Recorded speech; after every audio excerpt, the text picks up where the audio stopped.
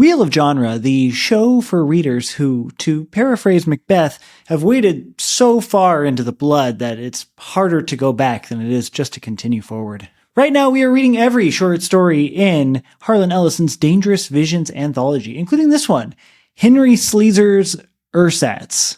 I'm Zach, and this week I am interested in...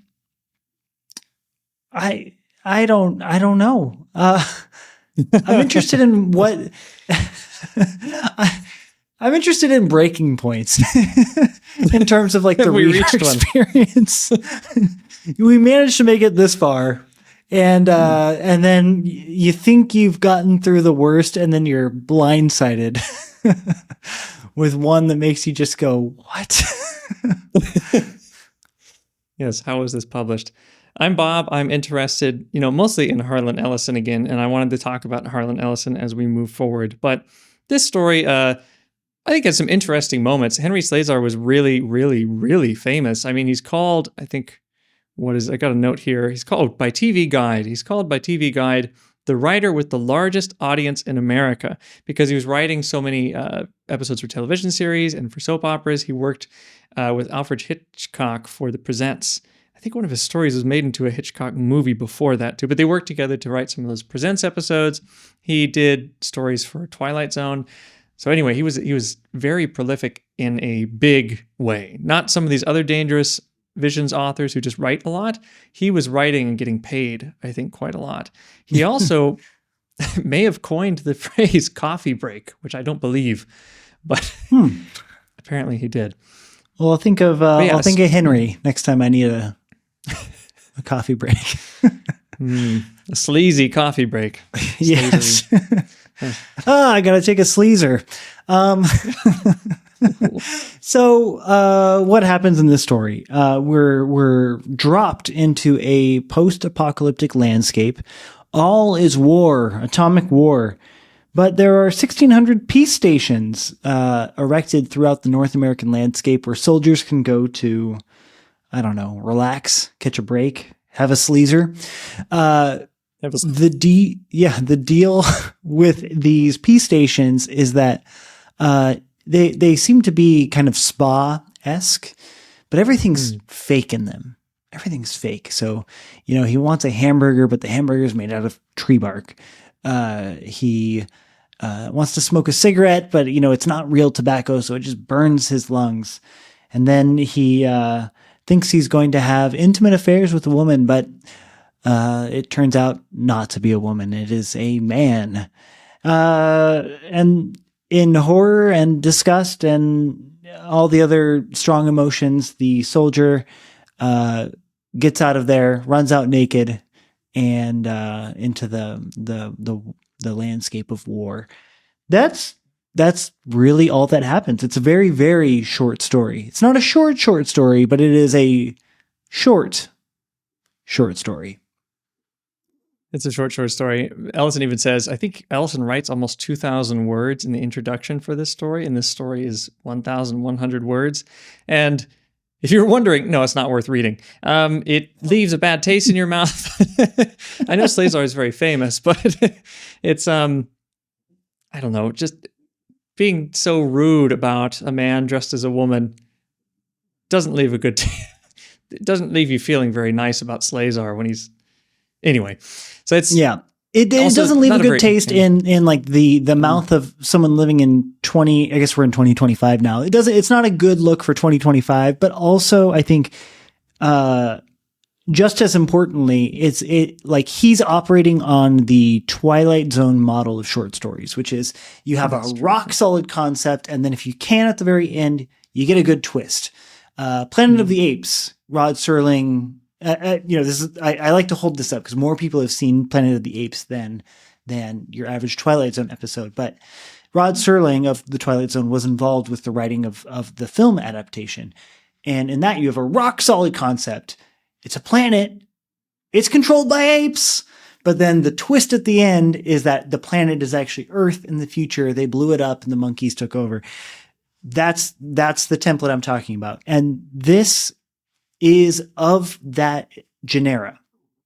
He wrote for the Twilight Zone. He's doing the same thing here. You have a concept. It's post-apocalyptic Earth with these peace stations. But then the twist, everything is so fake, even the relations between men and women is fake.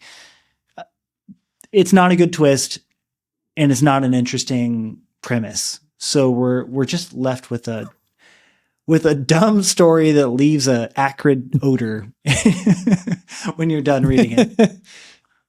Yes, we need to clean the room. I'm interested again, often in these Dangerous Vision stories, and what we like to talk about is the introductions and the afterwards. And I think the afterword here is interesting, where he talks about his own story, because earlier when we had Larry Eisenberg, he was like, I don't really get people who try to see symbolism in a lot of these stories. This one was for fun. And here, the Slesar is very interested in what his story represents, or at least what he's doing by writing. He seems to be definitely one saying, yes, we are making dangerous visions. We're changing the world.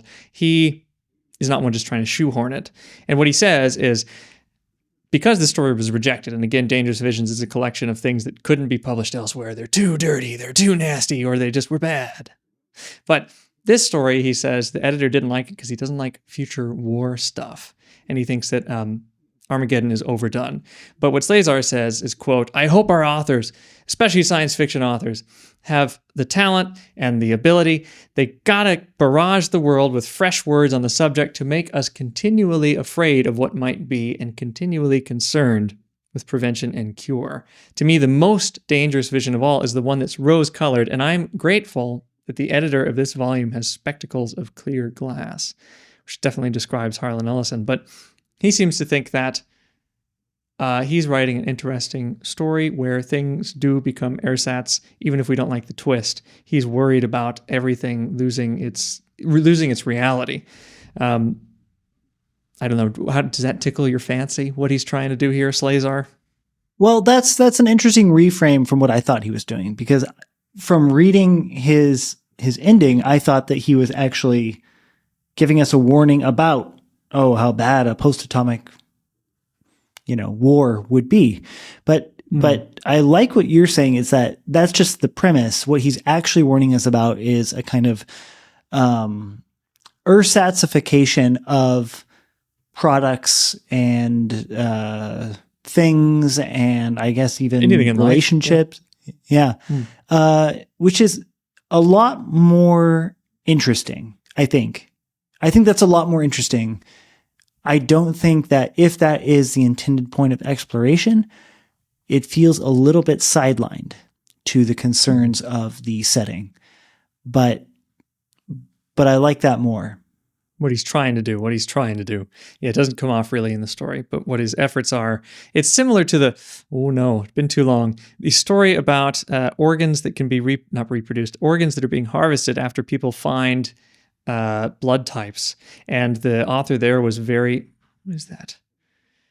Anyway, he's very concerned. Is it Larry Niven? I think it's Larry Niven. He's very concerned about this happening. He's saying, look, this could happen any day. Now that we know blood types and we can go and harvest organs, the crimes that people are going to be put in jail for are going to become smaller and smaller and smaller. You'll be harvested if you have a misdemeanor.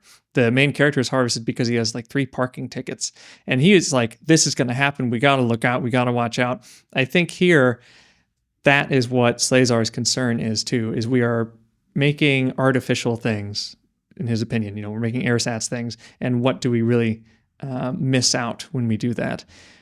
Well, I mean, good science fiction does have a way of, portraying the future in a way that makes our present lived reality add new dimension. And there was this moment where the station manager is talking to the main character, and he's like, oh, there's this new chemical beef we've been saving. You can have that.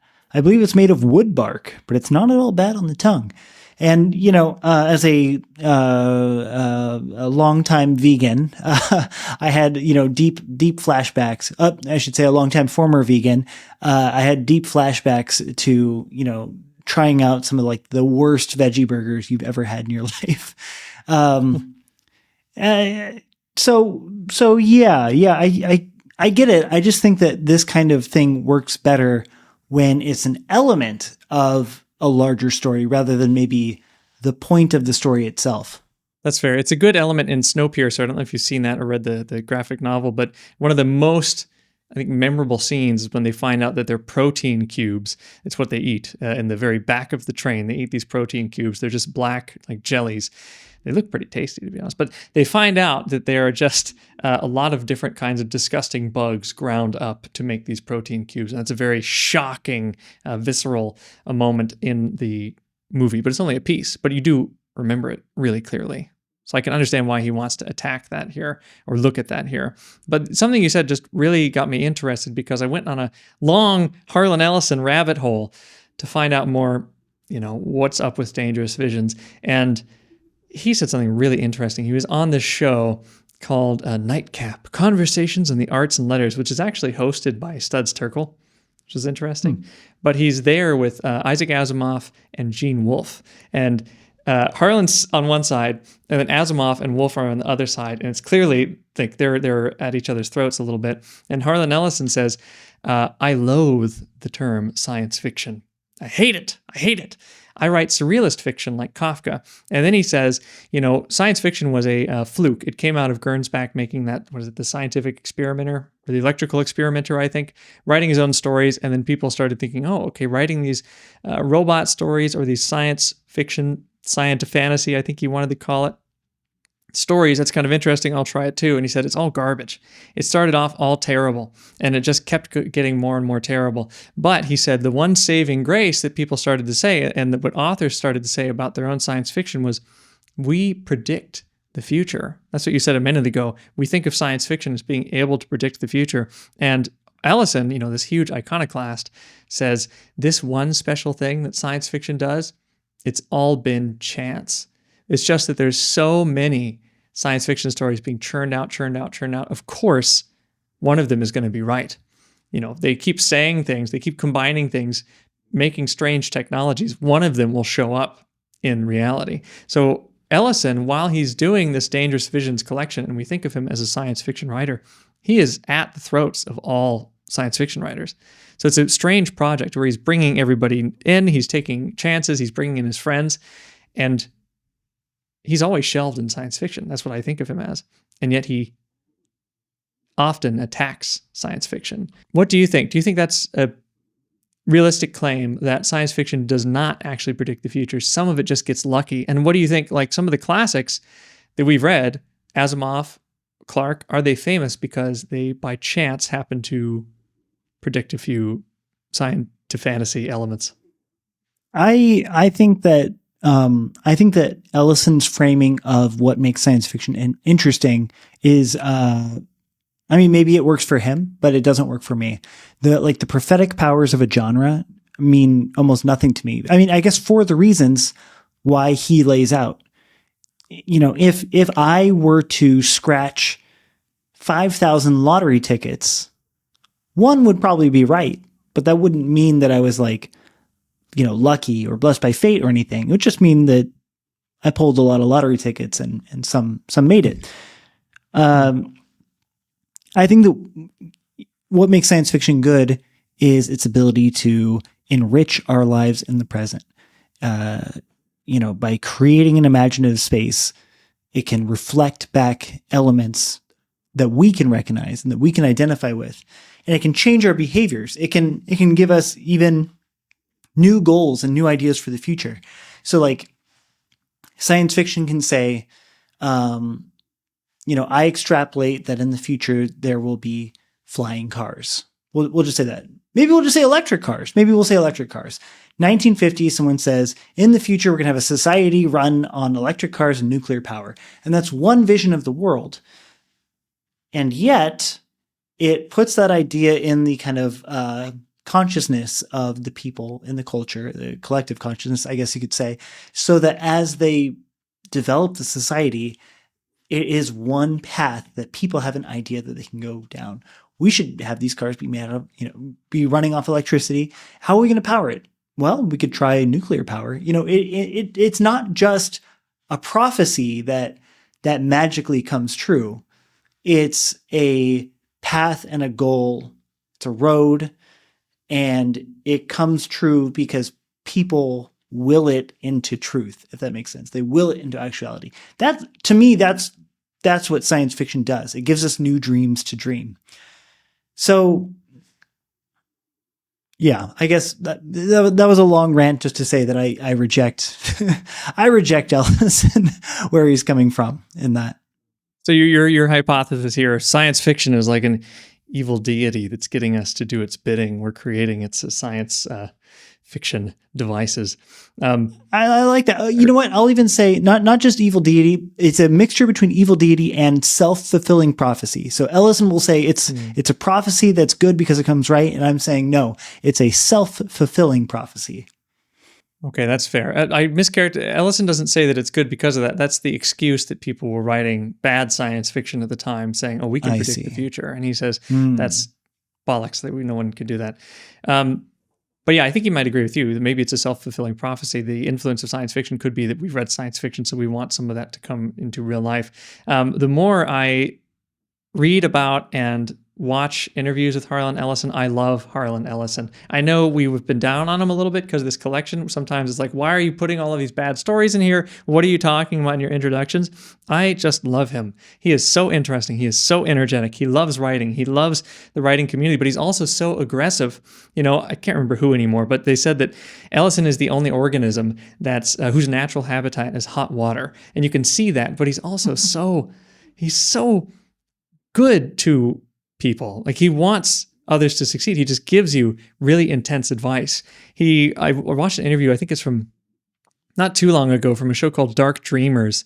Yeah, Dark Dreamers. And at the end, the host says, okay, what would you recommend to young writers? What should they do? And Ellison just like pulls the camera closer and just yells at it for like 3 minutes giving advice. Wow. But it's great. So one of the things he says, okay, there's 3 things that everybody thinks that they can do better than anybody else. One's drive a car, one's have sex, and one's write. He doesn't say sex, he says something else, but we won't put that in. Then he says, that's what everyone thinks. Everyone thinks they're going to be a great writer, but here's what you should do. Read all of Arthur Conan Doyle. Read all of the Sherlock Holmes stories, because then you can learn to pay attention. It's all about logic. It's all about paying attention. That's all it takes to be a writer. Then he says, get an honest job. Don't get a job where you're not really taking it seriously and you're just trying to wait for your big break. Get an honest job and show up and write every day. And then he said, and he just yells at the screen, says, the smarter you are, the more you can live your life. The dumber you are, the more you're somebody's tool. So Ellison wants to wake people up. He really is invested in humanity and very anti-humanity. And he says he has a love-hate relationship. And you can see that in all of these stories. We've seen him write these violent stories. He did the Jack the Ripper story. And in an interview with that in 1976, the interviewer says, you write a lot of violent stuff. Harlan says, yeah, there's a lot of violence in the world. She says, but it makes me really feel disgusted. He says, look, I wrote that story because I wanted to show that extreme violence in one era is going to become a joke in another era, and that's a problem. And I want people to wake up and think about that. If we don't take violence seriously, and it's just a fun little party, we're not disgusted by it, where is that going to bring us? I think Harlan Ellison's very interesting, and I applaud his strange anthology. I mean, I'll be the first to say that I love reading Harlan Ellison stories, actually authored by him whenever they come up.